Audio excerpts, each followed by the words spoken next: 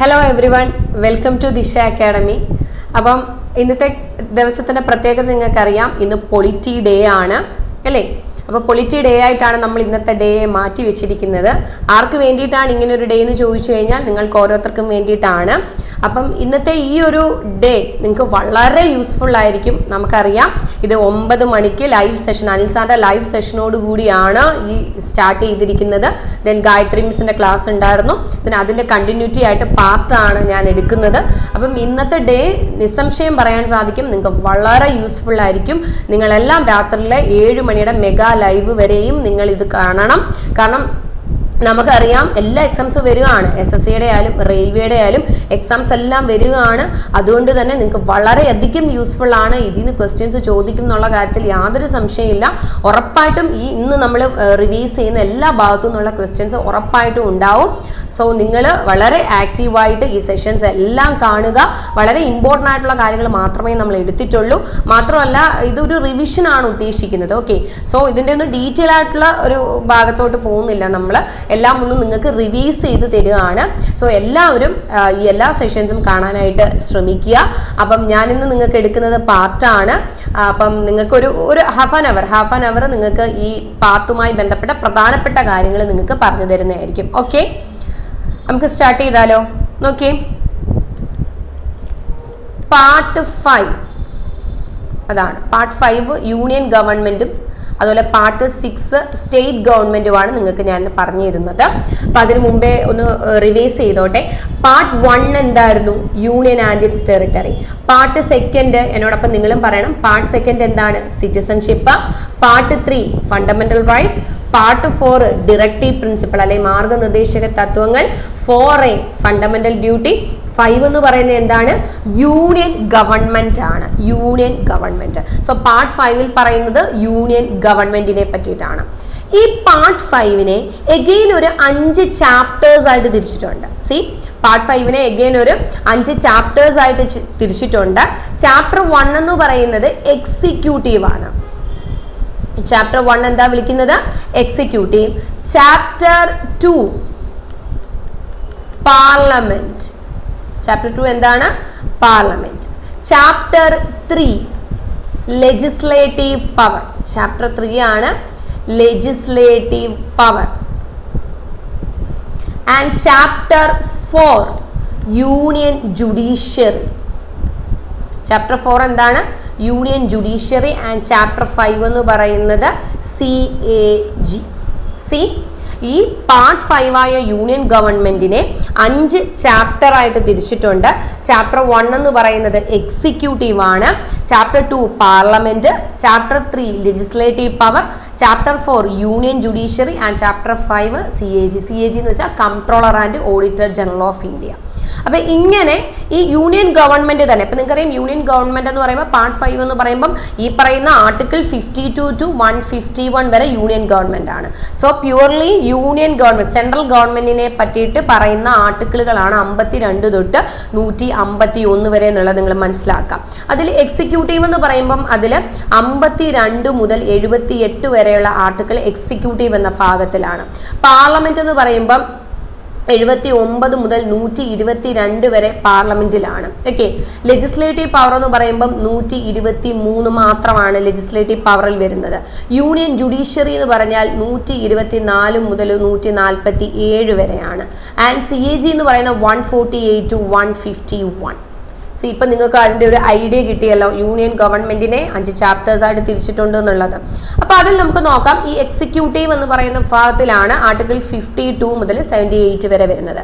അതിന് 52 ആർട്ടിക്കിൾ 52 മുതൽ ആർട്ടിക്കിൾ 62 വരെയുള്ള ആർട്ടിക്കിളുകൾ, 52 മുതൽ 62 വരെയുള്ള ആർട്ടിക്കിളുകൾ ആരെ പറ്റിയിട്ടാണ് പറയണതെന്ന് അറിയാമോ? പ്രസിഡന്റിനെ പറ്റിയിട്ടാണ് പറയുന്നത്. ഇന്ത്യൻ പ്രസിഡന്റിനെ പറ്റി പറയുന്ന ആർട്ടിക്കിളുകളാണ് 52 മുതൽ 62 വരെ.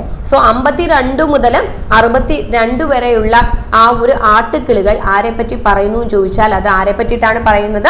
പ്രസിഡന്റിനെ പറ്റിയിട്ടാണ്, ഇന്ത്യൻ പ്രസിഡന്റിനെ പറ്റിയിട്ടാണ്. അപ്പൊ നമുക്ക് നോക്കാം. ആർട്ടിക്കിൾ 52 നോക്കിയേ, പ്രസിഡന്റ് ഓഫ് ഇന്ത്യ. ഇന്ത്യൻ പ്രസിഡന്റിനെ പറ്റിയിട്ട് പറയുന്ന ആർട്ടിക്കിളാണ് ആർട്ടിക്കിൾ 52 എന്ന് പറയുന്നത്. അപ്പം ഇന്ത്യക്ക് ഒരു പ്രസിഡന്റ് ഉണ്ടായിരിക്കണം, അല്ലെങ്കിൽ ഇന്ത്യൻ പ്രസിഡന്റ് അത് ഉണ്ട് എന്നുള്ളത് പറയുന്ന ആർട്ടിക്കിളാണ് ആർട്ടിക്കിൾ 52. ഇവിടുന്ന് പ്രീവിയസ് ആയിട്ട് ചോദിച്ചിട്ടുള്ള ഒരു ക്വസ്റ്റ്യൻ ഞാൻ പറഞ്ഞുതരാം. Visitor to all central university, എല്ലാ സെൻട്രൽ യൂണിവേഴ്സിറ്റിയുടെയും വിസിറ്റർ ആരാണെന്ന് ചോദിച്ചിട്ടുണ്ട്. അപ്പൊ അങ്ങനെ ഇത് PYQ ആണ്. ഈ ക്വസ്റ്റ്യൻ PYQ ആണ്. Visitor to all central university, എല്ലാ സെൻട്രൽ യൂണിവേഴ്സിറ്റിയുടെയും വിസിറ്റർ ആരാന്ന് ചോദിച്ചാൽ അത് പ്രസിഡന്റ് ആണ്. അതുപോലെ supreme commander of defence force, supreme commander of defence ഫോഴ്സിന്റെ സുപ്രീം കമാൻഡർ ആരാന്ന് ചോദിച്ചാൽ അത് ആരാണ്? പ്രസിഡന്റ് ആണ്. അപ്പൊ ആ 2 പോയിന്റും റെലവന്റ് ആണ്. അതിൽ visitor to all central university എന്നുള്ളത് PYQ ആണ്. സോ പ്രസിഡന്റ് എന്ന് പറയുമ്പോൾ പ്രസിഡന്റിനെ പറ്റി ചോദിച്ചിട്ടുള്ള ഒരു പോയിന്റ് ആണ് വിസിറ്റർ ടു ഓൾ, എല്ലാ സെൻട്രൽ യൂണിവേഴ്സിറ്റിയുടെ വിസിറ്റർ പ്രസിഡന്റ് ആണ്. ഡിഫൻസ് ഫോഴ്സിന്റെ സുപ്രീം കമാൻഡർ ആരാന്ന് ചോദിച്ചാൽ അത് പ്രസിഡന്റ് ആണ്. നമുക്കറിയാം ഫസ്റ്റ് സിറ്റിസൺ അല്ലെ, പ്രസിഡന്റ് എന്ന് പറയുമ്പോൾ ഫസ്റ്റ് സിറ്റിസൺ ആണ്, ഹെഡ് ഓഫ് ദ കൺട്രി, രാജ്യത്തിന്റെ ഹെഡ് ആണ്. അതുപോലെ constitutional head of the country എന്നും പറയാം. അതിലൊരു വേർഡ് ഉപയോഗിക്കാറുണ്ട്, പ്രസിഡന്റിനെ ഡീജൂർ എന്ന് വിളിക്കാറുണ്ട്. De jure which means constitutional head of the country എന്നാണ് ഇതിന്റെ മീനിങ്. ഡീജൂറിന്റെ മീനിങ് എന്താണ്? Constitutional head of the country എന്നാണ്. സോ ഡീജൂർ എന്ന് പറയുന്ന ഒരു വേർഡ് കൊണ്ട് പ്രസിഡന്റിനെ പറയാറുണ്ട്, ഡിനോട്ട് ചെയ്യാറുണ്ട്, de jure. Okay, so head of the country അല്ലെങ്കിൽ കോൺസ്റ്റിറ്റ്യൂഷണൽ ഹെഡ്, ഫസ്റ്റ് സിറ്റിസൺ ഒക്കെയാണ് പ്രസിഡന്റ്. ഇത് നമുക്ക് അറിയാവുന്ന പോയിന്റ്സ് ആണ്. ഇത് രണ്ടും നിങ്ങൾ നോക്കി വെക്കുക. Visitor to all central university, അതുപോലെ supreme commander of defence force എന്ന് വിളിക്കുന്നതും പ്രസിഡന്റിനെയാണ്. സോ ആർട്ടിക്കിൾ 52 പറയുന്നത് എന്താണ്? President of India. അങ്ങനെയാണെങ്കിൽ ആർട്ടിക്കിൾ 53, ആർട്ടിക്കിൾ 53 പറയുന്നത് executive power of the union ആണ്. യൂണിയന്റെ എക്സിക്യൂട്ടീവ് പവർ എന്ന് പറയുമ്പോൾ is vested in the hands of president. യൂണിയന്റെ എക്സിക്യൂട്ടീവ് പവർ ആരുടെ കൈകളിലാണുള്ളത്? പ്രസിഡന്റ് കൈകളിലാണുള്ളത്. അപ്പൊ നിങ്ങൾ മനസ്സിലാക്കേണ്ട കാര്യമാണ്, പ്രസിഡന്റിന് ഒരുപാട് അധികാരങ്ങളുണ്ട്, ഒരുപാട് പവേഴ്സ് ഉണ്ട്. എക്സിക്യൂട്ടീവ് ആയിട്ടുള്ള പവേഴ്സ് ഉണ്ട്, ലെജിസ്ലേറ്റീവ് പവർ ഉണ്ട്, ഡിപ്ലോമാറ്റിക് പവർ ഉണ്ട്, അതുപോലെ മിലിറ്ററി പവർ ഉണ്ട്, ഫിനാൻഷ്യൽ പവർ ഉണ്ട്. സോ ഇന്ത്യൻ പ്രസിഡന്റിന് നമുക്കറിയാം ഏറ്റവും കൂടുതൽ അധികാരമുള്ളത് രാഷ്ട്രപതിക്ക് തന്നെയായിരിക്കും. രാഷ്ട്രപതിക്ക് മാത്രമായിട്ടുള്ള കുറേയധികം അധികാരങ്ങളുണ്ട്. ജസ്റ്റ് അധികാരങ്ങൾ ഇതൊക്കെയാണെന്ന് നിങ്ങൾ മനസ്സിലാക്കി വെച്ചേക്കുക. അതുപോലെ തന്നെ പരീക്ഷയ്ക്ക് ചോദിക്കുന്ന ഒരു ക്വസ്റ്റ്യൻ ആണ്, ഈ പ്രസിഡന്റ് ആരെയൊക്കെ അപ്പോയിന്റ് ചെയ്യുന്നു എന്നുള്ളത് പ്രധാനപ്പെട്ട ഒരു കാര്യമാണ്. പ്രസിഡന്റ് ആരെയൊക്കെ അപ്പോയിന്റ് ചെയ്യുന്നു എന്ന് ചോദിച്ചു കഴിഞ്ഞാൽ പ്രസിഡന്റ് അപ്പോയിന്റ് ചെയ്യുന്ന ആൾക്കാർ, പ്രധാനപ്പെട്ട ആൾക്കാരെ ഞാൻ പറഞ്ഞുതരാം. പ്രൈം മിനിസ്റ്ററിനെ അപ്പോയിന്റ് ചെയ്യുന്നത് പ്രസിഡന്റ് ആണ്, ഗവർണറെ അപ്പോയിന്റ് ചെയ്യുന്നത് പ്രസിഡന്റ് ആണ്, യൂണിയൻ ക്യാബിനറ്റ് മിനിസ്റ്റേഴ്സിനെ അപ്പോയിന്റ് ചെയ്യുന്നത് പ്രസിഡന്റ് ആണ്, with the recommendation of prime minister. അങ്ങനെ പറയണം, യൂണിയൻ ക്യാബിനറ്റ് മിനിസ്റ്റേഴ്സ് കേട്ടോ, with recommendation of prime minister. Union cabinet മിനിസ്റ്റേഴ്സിനെ അപ്പോയിന്റ് ചെയ്യാറുണ്ട്. ഗവർണർ, പ്രൈം മിനിസ്റ്റർ, യൂണിയൻ ടെറിട്ടറിയിലെ ലെഫ്റ്റനന്റ് ഗവർണർ, അതുപോലെ തന്നെ CAG അപ്പോയിന്റ് ചെയ്യുന്നു. അതുപോലെ തന്നെ AG അറ്റോർണി ജനറലിനെ അപ്പോയിന്റ് ചെയ്യുന്നു. കംട്രോളർ ആൻഡ് ഓഡിറ്റർ ജനറലിനെ അപ്പോയിന്റ് ചെയ്യുന്നു. ഫിനാൻസ് കമ്മീഷനെ അപ്പോയിന്റ് ചെയ്യുന്നു. ഇലക്ഷൻ കമ്മീഷനെ അപ്പോയിന്റ് ചെയ്യുന്നു. UPSC union public service commission ചെയർമാനെ, അംഗങ്ങളെ അപ്പോയിന്റ് ചെയ്യുന്നു. പ്രധാനപ്പെട്ട ഒരു കാര്യം മനസ്സിലാക്കേണ്ടത്, സുപ്രീം കോടതിയുടെയും ഹൈക്കോടതിയുടെയും CJമാരെയും ജഡ്ജിമാരെയും അപ്പോയിന്റ് ചെയ്യുന്ന പ്രസിഡന്റ് ആണ്. സുപ്രീം കോടതി, ഹൈക്കോടതിയിലെ ചീഫ് ജസ്റ്റിസുമാരെയും ജഡ്ജിമാരെയും അപ്പോയിന്റ് ചെയ്യുന്നത്. അവിടെ എടുത്തു പറയണം ജഡ്ജ് എന്നുള്ളത്. ഹൈക്കോടതി ജഡ്ജ് ആയാലും സുപ്രീം കോടതി ജഡ്ജ് ആയാലും ചീഫ് ജസ്റ്റിസിനെ ജഡ്ജിമാരെ എല്ലാം അപ്പോയിന്റ് ചെയ്യുന്ന പ്രസിഡന്റ് ആണ്. അതുപോലെ തന്നെ മൈനോറിറ്റി കമ്മീഷൻസ്, അതുപോലെ ബാക്ക്വേർഡ് കമ്മീഷന്, ഈ പറഞ്ഞ ഇലക്ഷൻ കമ്മീഷൻ, ഇതുപോലെയുള്ള പ്രധാനപ്പെട്ട ബോഡീസിനെ എല്ലാം അപ്പോയിന്റ് ചെയ്യുന്നത് പ്രസിഡന്റ് ആണ്. അതിൽ ആർമി, നേവി, എയർ ചീഫുകളെ അപ്പോയിന്റ് ചെയ്യുന്ന പ്രസിഡന്റ് ആണ്. പിന്നെന്താണ്, high commissioners, ambassador, all India service members. അപ്പൊ ഇങ്ങനെയുള്ള ഉയർന്ന പദവികളിൽ ഇരിക്കുന്ന ആൾക്കാരെ എല്ലാം അപ്പോയിന്റ് ചെയ്യുന്നത് ആരാന്ന് ചോദിച്ചാൽ അത് പ്രസിഡന്റ് ആണ്. അപ്പൊ ഈ ഭാഗത്ത് നിന്ന് ക്വസ്റ്റ്യൻ പരീക്ഷയ്ക്ക് ചോദിക്കുന്നത് ഏതെങ്കിലും ഒരു പദവി തന്നിട്ട് ഇത് അപ്പോയിന്റ് ചെയ്യുന്നത് ആരാണ്, അല്ലെങ്കിൽ പ്രസിഡന്റ് അപ്പോയിന്റ് ചെയ്യുന്നത് ഈ പറയുന്ന ഒരു 4 ഓപ്ഷൻ തന്നിട്ട് അതിലാരെയാണ്. സോ അത് ഇമ്പോർട്ടൻ്റ് ആയിട്ട് എക്സാമിന് ചോദിക്കുന്നതാണ്. അത് നിങ്ങളൊന്ന് നോട്ട് ചെയ്ത് വെച്ചേക്കുക. പ്രധാനപ്പെട്ട പദവികൾ ഞാൻ പറഞ്ഞിട്ടുണ്ട്. ഓക്കെ, അപ്പം 53 എക്സിക്യൂട്ടീവ് പവർ. 54 നോക്കിയേ, 54 പറയുന്നത് എലക്ഷൻ ഓഫ് പ്രസിഡന്റ്. ഇത് വളരെയധികം ഇമ്പോർട്ടൻ്റ് ആയിട്ടുള്ള ഒരു ആർട്ടിക്കിൾ ആണ് 54 എന്ന് പറയുന്നത്. 54 പറയുന്നത് പ്രസിഡന്റിന്റെ ഇലക്ഷൻ ആണ്. അവിടെ നമ്മൾ ക്വസ്റ്റ്യൻ എക്സാം ബേസ്ഡ് ആയിട്ട് നമ്മൾ അറിഞ്ഞിരിക്കേണ്ട കാര്യം, ഓക്കെ, നമ്മൾ എക്സാം പോയിന്റ് ഓഫ് വ്യൂവിൽ നമ്മൾ അറിഞ്ഞിരിക്കേണ്ട കാര്യം, ഇലക്ഷൻ ഓഫ് പ്രസിഡന്റ്, ആദ്യം പ്രസിഡന്റിന്റെ ഇലക്ഷൻ നടത്തുന്നത് കണ്ടക്ട് ചെയ്യുന്നത് ആരാണെന്ന് അറിയണം. ഇലക്ഷൻ കമ്മീഷൻ ഓഫ് ഇന്ത്യ, ഇതാണ് നമ്മൾ ആദ്യം അറിഞ്ഞിരിക്കേണ്ടത്. പ്രസിഡന്റിന്റെ ഇലക്ഷൻ നടത്തുന്നത് ആരാന്ന് ചോദിച്ചാൽ ഇലക്ഷൻ കമ്മീഷൻ ഓഫ് ഇന്ത്യ ആണ്. ഇനി നമുക്കറിയാം എല്ലാ ഇലക്ഷൻ പോലെയല്ല പ്രസിഡന്റിന്റെ ഇലക്ഷൻ, അല്ലേ? സോ പ്രസിഡന്റിന്റെ ഇലക്ഷന് ഇലക്ട്രൽ കോളേജ് ഉണ്ട്, ഒരു electoral college. President election conduct ചെയ്യുന്ന ആരാണ് പറഞ്ഞേ? ഇലക്ഷൻ കമ്മീഷൻ ആണ് പ്രസിഡന്റിന്റെ ഇലക്ഷൻ കണ്ടക്ട് ചെയ്യുന്നത്. പ്രസിഡന്റിന്റെ ഇലക്ഷന് വേണ്ടിയിട്ട് ഒരു ഇലക്ട്രൽ കോളേജ് ഉണ്ട്. ഇനി ഇലക്ട്രൽ കോളേജിലുള്ളത് ഇലക്റ്റഡ് മെമ്പേഴ്സ് ആണെന്നുള്ളത് മനസ്സിലാക്കുക. Elected members of both the house of parliament and elected members of state legislative assembly. Elected members of, നമുക്കറിയാം പാർലമെന്റിന് ഇരു സഭകളുണ്ട്, ലോക്സഭയുണ്ട്, രാജ്യസഭയുണ്ട്. ഈ ലോക്സഭയിലെയും രാജ്യസഭയിൽ നിന്നും ഇലക്റ്റഡ് ആയിട്ട് വന്നിട്ടുള്ള ആൾക്കാർക്കും അതുപോലെ സ്റ്റേറ്റ് ലെജിസ്ലേറ്റീവ് അസംബ്ലിയിൽ നിന്നും ഇലക്റ്റഡ് ആയിട്ടുള്ള ആൾക്കാർക്ക് മാത്രമേ പ്രസിഡന്റ് ഇലക്ഷനിൽ പാർട്ടിസിപ്പേറ്റ് ചെയ്യാൻ സാധിക്കുകയുള്ളൂ. എന്ന് പറയുമ്പോൾ നോമിനേറ്റഡ് ആയിട്ട് വരുന്നവരുണ്ട്, സ്റ്റേറ്റിൽ നിന്നാണെങ്കിലും പാർലമെന്റിലാണെങ്കിലും നോമിനേറ്റഡ് ആയിട്ടുള്ള ആൾക്കാരുണ്ട്. അവർക്ക് എന്ത് പറ്റത്തില്ല, പ്രസിഡന്റ് ഇലക്ഷനിൽ പാർട്ടിസിപ്പേറ്റ് ചെയ്യാൻ പറ്റത്തില്ല. പിന്നെ നമുക്കറിയാം പ്രസിഡന്റിന്റെ ഇലക്ഷൻ ഒരു ഇൻഡയറക്റ്റ് ഇലക്ഷൻ ആണെന്ന്. നമ്മൾ നേരിട്ട് പോയി പ്രസിഡന്റ് ഇലക്ഷന് നമുക്ക് ഇലക്ട് ചെയ്യാൻ പറ്റും ഇല്ല, ഇൻഡയറക്ട്ലി ഇലക്ട് ചെയ്യുകയാണ്, അല്ലേ? ഇൻഡയറക്റ്റ് ഇലക്ഷൻ ആണെന്നുള്ളത് മനസ്സിലാക്കണം. ഇലക്ഷൻ കമ്മീഷനാണ് കണ്ടക്ട് ചെയ്യുന്നത്. ഒരു ഇലക്ട്രൽ കോളേജ് ഉണ്ട്. ആ ഇലക്ട്രൽ കോളേജിൽ ഇലക്റ്റഡ് മെമ്പേഴ്സ് മാത്രമാണുള്ളത്. ഓക്കെ, മെയിൻ പോയിന്റ്സുകളാണ്. ഇനി എങ്ങനെയാണ് പ്രസിഡന്റ് ഇലക്ഷൻ ചോദിച്ചാൽ അത് സിംഗിൾ ട്രാൻസ്ഫറബിൾ വോട്ടിംഗ് സിസ്റ്റത്തിലൂടെയാണ്, അല്ലെങ്കിൽ പ്രൊപ്പോർഷണൽ റെപ്രസെന്റേഷൻ ആണ്. എങ്ങനെയാണ് വോട്ടിംഗ് രീതിയും ചോദിച്ചാൽ സിംഗിൾ ട്രാൻസ്ഫറബിൾ വോട്ടിംഗ് സിസ്റ്റം ആണ്. കൈമാറ്റം ചെയ്യാവുന്ന സിംഗിൾ ട്രാൻസ്ഫറബിൾ വോട്ടിംഗ് സിസ്റ്റം ആണ് ആരുടെ എന്ന് പറയുന്നത്? പ്രസിഡന്റിന്റെ ഇലക്ഷൻ എന്ന് പറയുന്നത്. ഓക്കെ, അപ്പൊ അത്രയും കാര്യങ്ങൾ നിങ്ങൾ അവിടെ ഓർത്തിരിക്കുക. അടുത്ത പിന്നെ വന്നിരിക്കുന്ന 58 പ്രധാനപ്പെട്ട ആർട്ടിക്കിൾ മാത്രമേ ഇൻക്ലൂഡ് ചെയ്തിട്ടുള്ളൂ. സോ 58 പറയുന്നത് ക്വാളിഫിക്കേഷൻ ഓഫ് പ്രസിഡന്റ്. പ്രസിഡന്റ് ആകാൻ അല്ലെങ്കിൽ ഇന്ത്യൻ പ്രസിഡന്റിന് വേണ്ട ക്വാളിഫിക്കേഷൻസ് എന്തൊക്കെയാണെന്നാണ് പറഞ്ഞിരിക്കുന്നത്. അപ്പൊ നമുക്കറിയാവുന്ന കാര്യമാണ്. ആദ്യം പറയുന്നത് ഇന്ത്യൻ പ്രസിഡന്റ് ആവണമെങ്കിൽ അയാൾ ഇന്ത്യൻ സിറ്റിസൺ ആയിരിക്കണം. സെക്കൻഡ് കാര്യം എന്താണ്? എല്ലാവർക്കും അറിയാമല്ലോ. സെക്കൻഡ് ക്വാളിഫിക്കേഷൻ എന്താണ്? 35 വയസ്സ് കംപ്ലീറ്റ് ചെയ്തിരിക്കണം, അല്ലേ? പ്രസിഡന്റ് ആയിട്ട് ഒരു കാൻഡിഡേറ്റ് മത്സരിക്കണമെങ്കിൽ അദ്ദേഹം 35 വയസ്സ് കംപ്ലീറ്റ് ചെയ്തിരിക്കണം. അപ്പൊ ഇന്ത്യൻ സിറ്റിസൺ ആയിരിക്കണം, 35 വയസ്സ് കംപ്ലീറ്റ് ചെയ്തിരിക്കണം. ലോക്സഭ മെമ്പർ ആവാനുള്ള ക്വാളിഫിക്കേഷൻ ഉണ്ടായിരിക്കണം. ലോക്സഭയിലോട്ട് ഇലക്ട് ചെയ്ത് ലോക്സഭ മെമ്പർ ആകാനുള്ള ക്വാളിഫിക്കേഷൻ ഉണ്ടായിരിക്കണം. പിന്നെ നാലാമതായിട്ട് പറയുന്നത് വേറൊരു ഓഫീസ് ഓഫ് പ്രോഫിറ്റും ഹോൾഡ് ചെയ്യുന്ന വ്യക്തിയായിരിക്കരുത്. അത് സ്റ്റേറ്റിന്റെ അണ്ടറിലോ അല്ലെങ്കിൽ സെൻട്രലിന്റെ അണ്ടറിലോ ഒരു ഗവൺമെന്റ് ഓഫീസുകളോ മറ്റു രീതിയിലുള്ള ഓഫീസ് ഓഫ് പ്രോഫിറ്റുകളൊന്നും ഹോൾഡ് ചെയ്യുന്ന വ്യക്തി ആയിരിക്കരുത്. ഇത് ഇത്രയാണ് ഇന്ത്യൻ പ്രസിഡന്റ് ആവാനുള്ള ക്വാളിഫിക്കേഷൻ. ഇന്ത്യൻ സിറ്റിസൺ ആയിരിക്കണം, 35 വയസ്സ് കംപ്ലീറ്റ് ചെയ്തിരിക്കണം, ലോക്സഭ മെമ്പർ ആകാനുള്ള ക്വാളിഫിക്കേഷൻ ഉണ്ടായിരിക്കണം. അതുപോലെ തന്നെ എന്താണ് പറഞ്ഞത്? വേറെ മറ്റൊരു ഓഫീസ് ഓഫ് പ്രോഫിറ്റും ഹോൾഡ് ചെയ്യുന്ന വ്യക്തി ആയിരിക്കരുത്. ഓക്കെ, അതാണ് പ്രസിഡന്റ് ക്വാളിഫിക്കേഷൻ എന്ന് പറയുന്നത്. ഇനി അടുത്ത നോക്കിയേ, ഓത്താണ്. 60 ഓത്ത് എന്താണ്? സത്യപ്രതിജ്ഞ, അല്ലെ? ആർട്ടിക്കിൾ 60 എന്ന് പറയുന്നത് ഓത്താണ്. ഓത്ത് എന്ന് പറഞ്ഞാൽ എന്താണ്? സത്യപ്രതിജ്ഞ. അപ്പൊ പ്രസിഡന്റിന്റെ സത്യപ്രതിജ്ഞയെ പറ്റി പറയുന്ന ആർട്ടിക്കിൾ ആണ് ആർട്ടിക്കിൾ 60 എന്ന് പറയുന്നത്. അപ്പൊ നമ്മൾ അറിഞ്ഞിരിക്കണം പ്രസിഡന്റിന് ആരാണ് ഓത്ത് ചൊല്ലിക്കൊടുക്കുന്നത്. ഇതെല്ലാം പരീക്ഷയുടെ ക്വസ്റ്റ്യൻസ് ആണ് കേട്ടോ. ഓത്ത് അഡ്മിനിസ്റ്റർ ചെയ്യുന്ന ആരാണെന്ന് ചോദിച്ചാൽ അത് സുപ്രീം കോടതി CJ ആണ്. ആരാണ്?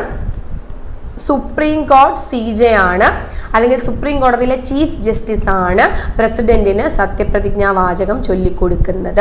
ഇനി അദ്ദേഹത്തിന്റെ ആബ്സെൻസിൽ, അങ്ങനെയും കൂടി പഠിച്ചു വെച്ചേക്കാം, അദ്ദേഹത്തിന്റെ ആബ്സെൻസിൽ ആരാണ് ചൊല്ലിക്കൊടുക്കുന്നതെന്ന് ചോദിച്ചാൽ senior most judge of supreme കോടതി. അപ്പൊ അദ്ദേഹത്തിന്റെ ആബ്സെൻസിൽ ആരാണ് ചൊല്ലിക്കൊടുക്കുന്നത് oath? Senior most judge of supreme കോടതി. അപ്പൊ നിങ്ങൾ അത് അറിഞ്ഞിരിക്കണം. പ്രസിഡന്റിന് ഓത്ത് ചൊല്ലിക്കൊടുക്കുന്നത് സുപ്രീം കോടതി CJ ആണ്. അദ്ദേഹത്തിന്റെ ആബ്സെൻസിലാണെങ്കിൽ senior most judge of supreme കോടതി. ഓക്കെ, അടുത്ത നോക്കിയേ, article 61 procedure for impeachment of president. പ്രസിഡന്റിന്റെ ഇംപീച്ച്മെന്റിനെ പറ്റി പറയുന്ന ആർട്ടിക്കിൾ ആണ് ആർട്ടിക്കിൾ 61 എന്ന് പറയുന്നത്. അപ്പൊ പ്രധാനമായിട്ടും ഇത്രയും ആർട്ടിക്കിൾ നോക്കണം. 52 president, 53 executive power, 54 election, 58 qualification, 60 ഓത്ത്, 61 ഇംപീച്ച്മെന്റ്. ഇനി എന്താണ് ഇംപീച്ച്മെന്റ്? അതും കൂടി ഞാനൊന്ന് വേഗത്തിൽ നിങ്ങൾക്ക് പറഞ്ഞുതരാം. ഇംപീച്ച്മെന്റ് എന്ന് പറയുന്നത് തൽസ്ഥാനത്തു നിന്നും ആളെ റിമൂവ് ചെയ്യുന്ന പ്രോസസ്സിനെയാണ് നമ്മൾ ഇംപീച്ച്മെന്റ് എന്ന് പറയുന്നത്. നമുക്ക് പ്രസിഡന്റിനെ തൽസ്ഥാനത്ത് നിന്നും റിമൂവ് ചെയ്യണമെങ്കിൽ ത്രൂ ഇംപീച്ച്മെന്റ് പ്രൊസീജിയറിലൂടെ മാത്രമേ നമുക്ക് പുറത്താക്കാൻ പറ്റത്തുള്ളൂ. ഇനി ഈ ഇംപീച്ച്മെന്റ് പ്രൊസീജിയർ നമ്മൾ ഇംപീച്ച്മെന്റ് ചെയ്യണം എന്നുണ്ടെങ്കിൽ രാഷ്ട്രപതി കോൺസ്റ്റിറ്റ്യൂഷനിൽ പറയുന്ന എന്തെങ്കിലും കാര്യം വയലേറ്റ് ചെയ്തിരിക്കണം. എപ്പോഴാണ് ഇദ്ദേഹത്തിനെതിരായിട്ട് ഇംപീച്ച്മെന്റ് പ്രൊസീജിയർ വെക്കുന്നതെന്ന് ചോദിച്ചു കഴിഞ്ഞാൽ വയലേഷൻ ഓഫ് കോൺസ്റ്റിറ്റ്യൂഷനിൽ എന്തെങ്കിലും കാര്യം വയലേറ്റ് ചെയ്യുമ്പോഴാണ് നമ്മൾ എന്ത് ചെയ്യുന്നത്, ഇംപീച്ച്മെന്റ് പ്രൊസീജിയർ മുന്നോട്ട് വെക്കുന്നത്. ഇനി ഇംപീച്ച്മെന്റ് പ്രൊസീജിയർ എന്ന് പറയുന്നത് നമ്മൾ മനസ്സിലാക്കി വെച്ചേക്കണം. ഇപ്പം അദ്ദേഹം കോൺസ്റ്റിറ്റ്യൂഷനിൽ വയലേറ്റ് ചെയ്യുന്നു, ഇംപീച്ച്മെന്റ് പ്രൊസീജിയർ മുന്നോട്ട് വെക്കുന്നു എന്ന് പറയുമ്പോൾ പ്രയർ ഒരു 14 days നോട്ടീസ് പീരീഡ് ഉണ്ട്. അത് പ്രസിഡന്റിന് 14 ദിവസത്തെ ഒരു നോട്ടീസ് പീരീഡ് അത് അയച്ചു കൊടുക്കുക. അതിനുശേഷം അദ്ദേഹത്തിന് എതിരായിട്ടുള്ള ചാർജ് ശരിവെക്കണം, അല്ലെങ്കിൽ ഇത് മുന്നോട്ട് കൊണ്ടുപോകാം ഈ പ്രൊസീജിയർ. അപ്പോൾ 14 ദിവസം നോട്ടീസ് പീരീഡ് അദ്ദേഹത്തിന് അയക്കണം. അതിനോടൊപ്പം ഇദ്ദേഹത്തിനെതിരായിട്ടുള്ള ഈ ചാർജ് ഓക്കെ ആണെന്നുണ്ടെങ്കിൽ അത് ഏത് ഹൗസിൽ ഇദ്ദേഹത്തിനെതിരായിട്ടുള്ള ചാർജ് ഏത് ഹൗസിൽ വേണമെങ്കിലും ഇത് സബ്മിറ്റ് ചെയ്യാം. പറയുന്നത് മനസ്സിലാവുന്നുണ്ടോ? ആദ്യം 14 ദിവസത്തെ നോട്ടീസ് പീരീഡ് അയക്കണം. അതിനുശേഷം ഈ പ്രൊസീജിയർ മുന്നോട്ട് കൊണ്ടുപോകണ്ടേ. സോ ഇദ്ദേഹത്തിനെതിരായിട്ടുള്ള ചാർജ് ഓക്കെ ആണെന്നുണ്ടെങ്കിൽ അത് ഏത് ഹൗസിൽ വേണമെങ്കിലും അത് അവതരിപ്പിക്കാം. ഏത് ഹൗസിലാണോ അവതരിപ്പിക്കുന്നത് ആ ഹൗസിൽ 1/4 4/1 ആൾക്കാർ ആ ചാർജിൽ ഒപ്പുവെച്ചിരിക്കണം, സൈൻ ചെയ്തിരിക്കണം. ഇദ്ദേഹത്തിനെതിരായിട്ടുള്ള ചാർജ് ഓക്കെ ആണ്, ഈ പ്രൊസീജിയർ മുന്നോട്ട് കൊണ്ടുപോകണമെന്നുണ്ടെങ്കിൽ 4/1 ആൾക്കാർ അതിൽ ഒപ്പുവെക്കണം. ഇനി അത് കഴിഞ്ഞിട്ടുള്ള പ്രൊസീജിയർ എന്ന് പറയുന്നത് അതേ ഹൗസിൽ റെസല്യൂഷൻ പാസ്സാക്കണം. അപ്പം ഈ ചാർജ് മുന്നോട്ട് കൊണ്ടുപോകണമെന്നുണ്ടെങ്കിൽ ആദ്യം 1/4 ഒപ്പുവെക്കണം. ദെൻ റെസല്യൂഷൻ ആ ഹൗസിൽ 2/3. ഇത് തിരിഞ്ഞു പോകല്, ഇത് ഒപ്പുവെക്കുന്ന ആൾക്കാരാണ് 1/4. ആ ചാർജ് ഓക്കെ ആണ്, പ്രൊസീജിയർ മുന്നോട്ട് കൊണ്ടുപോകാമെന്നുള്ള രീതിയിൽ അതിന് കൺസെന്റ് കൊടുക്കുന്നതാണ് 1/4 എന്ന് പറയുന്നത്. എന്നാൽ റെസല്യൂഷൻ പാസ്സാക്കുന്നത് 2/3 മെജോറിറ്റിയിലാണ്. റെസല്യൂഷൻ പാസ്സാക്കുന്നത് ഏതാണ്? 2/3 മെജോറിറ്റിയാണ്. അപ്പോൾ 2/3 മെജോറിറ്റിയിൽ റെസൊല്യൂഷൻ പാസ്സാക്കുന്നു അദ്ദേഹത്തിനെതിരായിട്ടുള്ളതെന്ന് വിചാരിക്കുക. റെസൊല്യൂഷൻ പാസ്സാക്കിയാണ്. അപ്പോൾ പാസ്സാക്കി കഴിയുമ്പോൾ സ്വാഭാവികമായും ഇത് അടുത്ത ഹൗസിലോട്ട് അതർ ഹൗസിലോട്ട് കൊണ്ടുപോയി കഴിഞ്ഞാൽ അതർ ഹൗസ് ആദ്യം ചെയ്യുന്നത് ഒരു കമ്മിറ്റിയെ വെച്ച് അത് ഇൻവെസ്റ്റിഗേറ്റ് ചെയ്യുക എന്നുള്ള ഒരു പ്രോസസ്സാണ്. ഒരു കമ്മിറ്റി ഉണ്ട്. ആ കമ്മിറ്റിയിലൂടെ ഈ പറയുന്ന ചാർജുകൾ, ഈ പറയുന്ന രാഷ്ട്രപതിക്കെതിരായിട്ടുള്ള കാര്യങ്ങൾ അത് കറക്റ്റ് ആണോ എന്നുള്ള കാര്യങ്ങൾ ഇൻവെസ്റ്റിഗേറ്റ് ചെയ്യാൻ വേണ്ടിയിട്ട് ഒരു കമ്മിറ്റിയെ നിയോഗിക്കുകയാണ്. ആ കമ്മിറ്റി അതെല്ലാം കാര്യങ്ങളൊക്കെ മനസ്സിലാക്കിയതിനു ശേഷം ഇത് ഓക്കെ ആണെന്ന് അറിയുവാണെങ്കിൽ ആ ഹൗസും എന്താണ്, ഈ 2/3 തന്നെ റെസല്യൂഷൻ പാസ്സാക്കണം. അപ്പൊ റെസല്യൂഷൻ 2 ഹൗസിലും പാസ്സാക്കേണ്ട മെജോറിറ്റി 2/3 ആണെന്ന് മനസ്സിലാക്കുക. അത് കഴിഞ്ഞിട്ട് ഇത് ചാർജ് മുന്നോട്ട് പോകണം എന്നുണ്ടെങ്കിൽ, ഇദ്ദേഹത്തിനെതിരായിട്ടുള്ള ചാർജ് മുന്നോട്ട് പോകണം എന്നുണ്ടെങ്കിൽ അതിൽ ഒപ്പുവെക്കേണ്ടത് 1/4 ആണ്. അത് കഴിഞ്ഞ് റെസല്യൂഷൻ 2 ഹൗസിലും 2/3 ആണ്. അപ്പോൾ ഒരു ഹൗസ് 2/3 റെസല്യൂഷൻ പാസ്സാക്കി അതർ ഹൗസിലോട്ട് പോയാൽ അതർ ഹൗസ് ആദ്യം ചെയ്യുന്നത് ഇൻവെസ്റ്റിഗേഷൻ ആണ്. ഇൻവെസ്റ്റിഗേഷൻ ഓക്കെ ആണെങ്കിൽ ആ അതർ ഹൗസും 2/3 മെജോറിറ്റിയിൽ ഇത് പാസ്സാക്കി കഴിഞ്ഞാൽ രാഷ്ട്രപതി തൽസ്ഥാനത്ത് നിന്നും റിമൂവ് ചെയ്യപ്പെടും, അല്ലെങ്കിൽ ഇംപീച്ച് ചെയ്യും. ആ പ്രൊസീജിയറിനെയാണ് ഇംപീച്ച്മെന്റ് എന്ന് പറയുന്നത്. ഇനി ഈ കേസിന്, ഈ ചാർജിനെതിരായിട്ട് രാഷ്ട്രപതിക്ക് എന്ത് ചെയ്യാമെന്ന് വെച്ച് കഴിഞ്ഞാൽ AG വെച്ച് കേസ് വാദിക്കാം. അറ്റോർണി ജനറലിനെ വെച്ച് കേസ് വാദിക്കാനൊക്കെ സാധിക്കും. അതൊക്കെ അതിൻ്റെ വേറെ വശങ്ങളാണ്. അപ്പം ഇതാണ് ഇംപീച്ച്മെന്റ് പ്രൊസീജിയർ എന്ന് മനസ്സിലാക്കുക. ഒരു പ്രസിഡന്റും ഇന്ന് വരെയും ഇംപീച്ച്മെന്റിലൂടെ പുറത്താക്കപ്പെട്ടിട്ടില്ല. ഓക്കെ, അപ്പം അത്രയും കാര്യങ്ങൾ നിങ്ങൾ നോക്കുക. 52 ആർട്ടിക്കിൾ 52 പ്രസിഡന്റ് ആയിരുന്നു. 53 എന്ന് പറയുന്നത് എക്സിക്യൂട്ടീവ് പവർ. 54 എന്താണ്? ഇലക്ഷൻ. 58 ക്വാളിഫിക്കേഷൻ. 60 ഓത്ത്. 61 എന്ന് പറയുന്നത് ഇംപീച്ച്മെന്റ്. വളരെ പ്രധാനപ്പെട്ട ആർട്ടിക്കിൾസ് മാത്രമാണ് ഇതിനകത്ത് തന്നിരിക്കുന്നത്. നിങ്ങളിത് കൃത്യമായി തന്നെ പഠിക്കണം കേട്ടോ. ഇത് പരീക്ഷയ്ക്ക് ചോദിക്കുന്നതുമാണ്. നോക്കാം അടുത്തത്. അടുത്ത നോക്കിയേ. അപ്പം നമ്മൾ ഓൾറെഡി ഞാൻ പറഞ്ഞു കഴിഞ്ഞു 52 മുതൽ 62 വരെ പ്രസിഡന്റിനെ പറ്റിയിട്ടാണ് പറയുന്നത്, പറഞ്ഞില്ലേ? ഓക്കെ, ഇനി 63 പറയുന്നത് വൈസ് പ്രസിഡന്റിനെ പറ്റിയിട്ടാണ്. വൈസ് പ്രസിഡന്റിനെ പറ്റി പറയുന്നതാണ് ആർട്ടിക്കിൾ 63. നമ്മൾ പറഞ്ഞു 52. ആർട്ടിക്കിൾ 52 എന്തായിരുന്നു? President of India. ഇന്ത്യക്ക് ഒരു പ്രസിഡന്റ് ഉണ്ട്, അല്ലെ? ഇന്ത്യക്ക് പ്രസിഡന്റ് എന്ന് പറയുന്ന പദവിയെ പറ്റി പറയുന്ന 52 ആണെങ്കിൽ 63 പറയുന്നത് ഉപരാഷ്ട്രപതിയെ പറ്റിയിട്ടാണ്, അല്ലെങ്കിൽ വൈസ് പ്രസിഡന്റിനെ പറ്റിയിട്ട് പറയുന്ന ആർട്ടിക്കിളാണ് ആർട്ടിക്കിൾ 63. ഇനി 64 എന്താ നോക്കിയേ. Vice president to be the ex officio chairman of the council of state.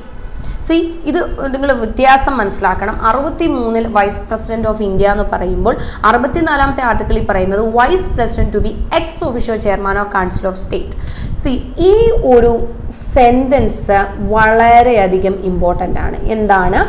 X officio chairman of council of states. ഇത് PYQ ആണ്. ഇത് പല രീതിയിൽ അവിടെ നിന്നും ക്വസ്റ്റ്യൻസ് വന്നിട്ടുണ്ട്. എന്താണ് വൈസ് പ്രസിഡന്റ് എന്താണ് council of state? Council of state എന്താണ്?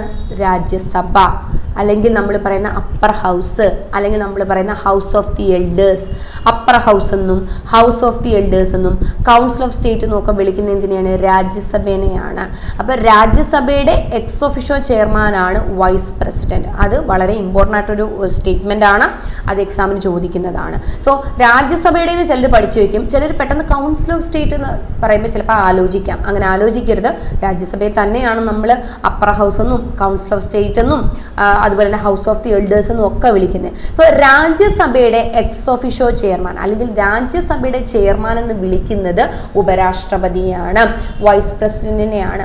ആ ഒരു ഇത് വളരെയധികം ഇമ്പോർട്ടൻ്റ് ആണ്. സോ 63 വൈസ് പ്രസിഡന്റിനെ പറ്റി പറയുന്നു. 64 വൈസ് പ്രസിഡന്റ് ആണ് രാജ്യസഭയുടെ ചെയർമാൻ എന്ന് പറയുന്നു. ഇനി 66 നോക്കിയേ, വൈസ് പ്രസിഡന്റിന്റെ ഇലക്ഷൻ ആണ്.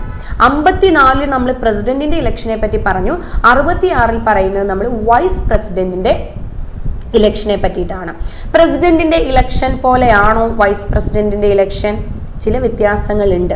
വൈസ് പ്രസിഡന്റ് ഇലക്ഷനും ഇൻഡയറക്റ്റ് ഇലക്ഷൻ ആണെന്ന് നമുക്കറിയാം. പ്രസിഡന്റ് ഇലക്ഷൻ പോലെ തന്നെ വൈസ് പ്രസിഡന്റ് ഇലക്ഷൻ എന്ന് പറയുന്നതും ഇൻഡയറക്റ്റ് ഇലക്ഷൻ ആണ്.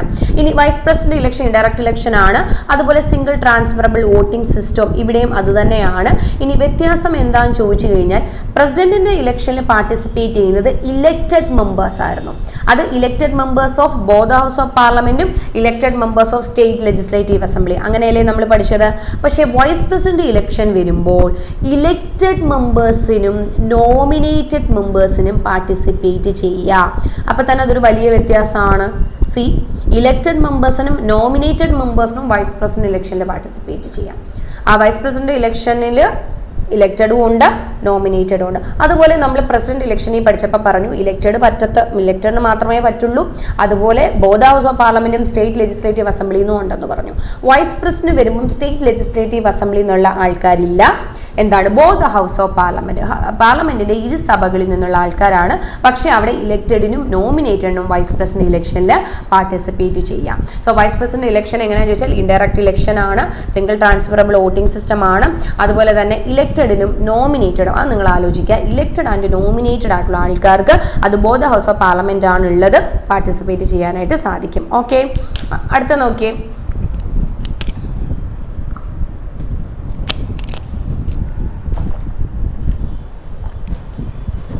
അടുത്ത ആർട്ടിക്കിൾ നോക്കിയേ, 71 ആണ് അടുത്ത തന്നിരിക്കുന്നത്. അപ്പം 63 വൈസ് പ്രസിഡന്റ്, 64 പറയുന്നത് vice president ex officio chairman of council of state. അതുപോലെ 66 വൈസ് പ്രസിഡന്റ് ഇലക്ഷൻ പറയുന്നു. ദെൻ 71 നോക്കിയേ, in dispute in election of president and vice president last decision will be supreme court. അപ്പൊ അത് വളരെ സിമ്പിൾ ആയിട്ടുള്ള കാര്യം മാത്രമേ ഉള്ളൂ. ഈ പ്രസിഡന്റിന്റെയും വൈസ് പ്രസിഡന്റിന്റെയും ഇലക്ഷനുമായി ബന്ധപ്പെട്ട് എന്തെങ്കിലും ഡിസ്പ്യൂട്ട്സ്, എന്തെങ്കിലും കൺഫ്യൂഷൻസ്, എന്തെങ്കിലും കാര്യങ്ങൾ ഇവരുടെ ഇലക്ഷനുമായി ബന്ധപ്പെട്ട് വന്നാൽ അതിന്റെ അവസാന തീരുമാനം, അന്തിമ തീരുമാനം, ലാസ്റ്റ് ഡിസിഷൻ എടുക്കുന്നത് സുപ്രീം കോടതിയായിരിക്കും. അതാണ് ഇതിനകത്ത് പറയുന്നത്. അതും വളരെ ഇമ്പോർട്ടൻ്റ് ആണ്. അപ്പം പ്രസിഡന്റിന്റെയും വൈസ് പ്രസിഡന്റിന്റെയും ഇലക്ഷനുമായി ബന്ധപ്പെട്ട് എന്തെങ്കിലും ഡിസ്പ്യൂട്ട്സ് ഉണ്ടായിക്കഴിഞ്ഞാൽ അവിടെ ഫൈനൽ ഡിസിഷൻ എടുക്കുന്നത് ആരാണെന്ന് ചോദിച്ചാൽ സുപ്രീം കോടതിയാണ്. ഇനി 72 വളരെ ഇമ്പോർട്ടൻ്റ് ആയിട്ടുള്ള ഒരു ആർട്ടിക്കിൾ ആണ് 72 ആൻഡ് അത് PYQ also. Okay, 72 pardoning power of president. പ്രസിഡന്റിന്റെ പാർഡനിങ് പവറാണ്. ഞാൻ പ്രസിഡന്റിന്റെ എക്സിക്യൂട്ടീവ് പവർ എന്ന് പറഞ്ഞപ്പം, executive power of the union പറഞ്ഞപ്പോൾ ഞാൻ പറഞ്ഞു ഒരുപാട് പവറുകൾ രാഷ്ട്രപതിക്ക് ഉണ്ട് എന്ന് പറഞ്ഞു അല്ലേ. അപ്പം അതിനകത്ത് വരുന്ന ഒരു പവറാണ് 72 ആയ പാർഡനിങ് പവർ എന്ന് പറയുന്നത്. ഓക്കെ, അപ്പം ഈ ജുഡീഷ്യൽ അധികാരങ്ങളിൽ വരുന്നതാണ്, ജുഡീഷ്യറി റിലേറ്റഡ് ആയിട്ടുള്ള അധികാരങ്ങളിൽ വരുന്നതാണ് ഈ പാർഡനിങ് പവർ എന്ന് പറയുന്നത്. അപ്പോൾ ആർട്ടിക്കിൾ 72 അനുസരിച്ച് എന്താണ് പാർഡനിങ് പവർ? പൊതുമാപ്പ് കൊടുക്കാനുള്ള അധികാരം. രാഷ്ട്രപതിക്ക് പൊതുമാപ്പ് കൊടുക്കാനുള്ള റൈറ്റും ഉണ്ട്. അപ്പോൾ അത് മനസ്സിലാക്കണം. ഇന്ത്യക്കുള്ളിൽ ഏത് കോടതി, ഇപ്പോൾ സുപ്രീം കോടതി ആയാലും ഹൈക്കോടതി ആയാലും ഇന്ത്യക്കുള്ളിൽ പിന്നെ വധശിക്ഷയ്ക്ക് വിധിച്ചൊരു കുറ്റവാളിക്ക് പോലും പൊതുമാപ്പ് കൊടുക്കാനുള്ള അധികാരം ആർക്കുണ്ടെന്ന് ചോദിച്ചാൽ രാഷ്ട്രപതിക്കുണ്ട്. അത് ആർമി കോടതിയാണെങ്കിലും, കാരണം ആർമി കോടതിക്ക് പ്രത്യേക റൂൾസ് ആൻഡ് റെഗുലേഷൻസ് ആണ്. സോ ആർമി കോടതിയിൽ എന്തെങ്കിലും ഒരു കേസുമായി ബന്ധപ്പെട്ട് വധശിക്ഷയ്ക്ക് മറ്റെന്തോ കാര്യത്തിന് വിധിച്ച ആളാണെങ്കിൽ പോലും അയാൾക്കും പൊതുമാപ്പ് കൊടുക്കാൻ രാഷ്ട്രപതിക്ക് അധികാരമുണ്ട്. സോ പൊതുമാപ്പ് കൊടുക്കാനുള്ള രാഷ്ട്രപതിയുടെ അധികാരമാണ് ആർട്ടിക്കിൾ 72 പറയുന്നത്. ഇതേ അധികാരം ഗവർണർക്കുണ്ടെന്ന് മനസ്സിലാക്കണം. ആർട്ടിക്കിൾ 161 ആണ്. ആർട്ടിക്കിൾ 161 അനുസരിച്ച് ഗവർണർക്ക് പാർഡനിങ് പവർ ഉണ്ട്. പക്ഷെ അവിടെയുള്ള വ്യത്യാസം എന്താണെന്ന് ചോദിച്ചാൽ ഗവർണർക്ക് സ്റ്റേറ്റിനുള്ളിലുള്ളതേ വരത്തുള്ളൂ. സ്റ്റേറ്റിന്റെ പരിധിക്കുള്ളിൽ വരുന്നത് മാത്രമാണ് ഗവർണർക്ക് ഉള്ളത്. അതുപോലെ വധശിക്ഷയ്ക്ക് വിധിക്കുന്നയോ അങ്ങനെ എന്തെങ്കിലും ഉള്ള ആൾക്കാർക്കൊന്നും പൊതുമാപ്പ് കൊടുക്കാൻ ഗവർണർക്ക് അധികാരമില്ല. ഗവർണർക്ക് ശിക്ഷയിൽ ഇളവ് ചെയ്ത് കൊടുക്കാം. എന്തെങ്കിലുമൊക്കെ ശിക്ഷകളുണ്ടെങ്കിൽ അതിനകത്ത് ഇളവ് ചെയ്തു കൊടുക്കാനുള്ള അധികാരം മാത്രമാണ് ഗവർണർക്കുള്ളത്. ഇതാണ് ഇവർ തമ്മിലുള്ള വ്യത്യാസം. സോ പാർഡനിങ് പവർ, രാഷ്ട്രപതിയുടെ പാർഡനിങ് പവർ ഏത് ആർട്ടിക്കിളിലാണ് പറയുന്നത്? ആർട്ടിക്കിൾ 72 സോ ആർട്ടിക്കിൾ 72 എന്ന് പറയുന്നത് പാർഡനിങ് പവർ. അപ്പം ഈ ആർട്ടിക്കിൾസ് ഓക്കെ ആണല്ലോ. Vice president 64 vice president ex officio ചെയർമാന്. 66 പറയണത് എന്താണ്? Election of vice president. 71 dispute വന്നാൽ സുപ്രീം കോടതി പരിഹരിക്കുന്നു. 72 പാർഡനിങ് പവർ. ഓക്കെ, അടുത്ത നോക്കിയേ നിങ്ങൾ. ഇത് PYQ ആണ് കേട്ടോ. ആർട്ടിക്കിൾ 74 എന്താണ് പറയുന്നത്? Council of ministers to aid and advise president. Council of ministers to aid and advise president. പ്രസിഡന്റിന് അല്ലെങ്കിലും പ്രസിഡന്റ് ഒരു കാര്യം ചെയ്യുന്നത്, ഏത് കാര്യം, ഇപ്പം നമുക്കറിയാം ഒരു ബില്ല് തന്നെ അത് ആക്റ്റായി മാറണമെങ്കിൽ പ്രസിഡന്റ് ഒപ്പുവെക്കണം അല്ലേ? ഈ പ്രസിഡന്റ് ഒപ്പുവെക്കുക എന്ന് പറയുമ്പോൾ ഇദ്ദേഹം സ്വന്തമായിട്ട് എടുക്കുന്ന ഡിസിഷൻ അല്ല. ഇതിൻ്റെയൊക്കെ ഉള്ളിൽ with recommendation of prime minister and cabinet ministers. അദ്ദേഹം ചെയ്യുന്ന എല്ലാ കാര്യങ്ങളിലും പ്രൈം മിനിസ്റ്ററിന്റെയും ക്യാബിനറ്റ് മിനിസ്റ്റേഴ്സിന്റെ റെക്കമെൻഡേഷൻസും കാര്യങ്ങളും ഉണ്ട്. എന്ന് പറയുന്നത് പോലെ ഇദ്ദേഹത്തിന് പല കാര്യങ്ങളിലും എയ്ഡ് ആൻഡ് അഡ്വൈസ് കൊടുക്കുന്നുണ്ട് കൗൺസിൽ ഓഫ് മിനിസ്റ്റേഴ്സ്. അതാണ് ആർട്ടിക്കിൾ 74 പറയുന്നത്. പക്ഷെ അത് പരീക്ഷയുടെ ക്വസ്റ്റ്യൻ ആണ് കേട്ടോ. ഏത് ആർട്ടിക്കിളിലാണ് ഇത് കൗൺസിൽ ഓഫ്, അത് തിരിച്ചും ചോദിക്കേണ്ട. ആർട്ടിക്കിൾ 74 സേസ് ദാറ്റ്, എന്താണ് അതിൽ പറയുന്നത്? അപ്പോൾ പ്രസിഡന്റിന് aid and advise council of ministers കൊടുക്കുന്നു എന്ന് പറയുന്ന ആർട്ടിക്കിളാണ് article 74. Then 76 again it's very important and PYQ ആണ്. ആർട്ടിക്കിൾ 76. ആർട്ടിക്കിൾ 76 എന്താണ്? Attorney general of India. ഇന്ത്യയുടെ AG അല്ലേ? AG എന്ന് പറഞ്ഞാൽ അറ്റോർണി ജനറൽ ആണ്. And he's the highest law officer in India. നമുക്കറിയാം ഇന്ത്യയിലെ ഏറ്റവും ഉയർന്ന നിയമ ഉദ്യോഗസ്ഥനാണ് AG എന്ന് പറയുന്നത്. AGനെ പറ്റി പറയുന്നത് article 76 highest law officer in India.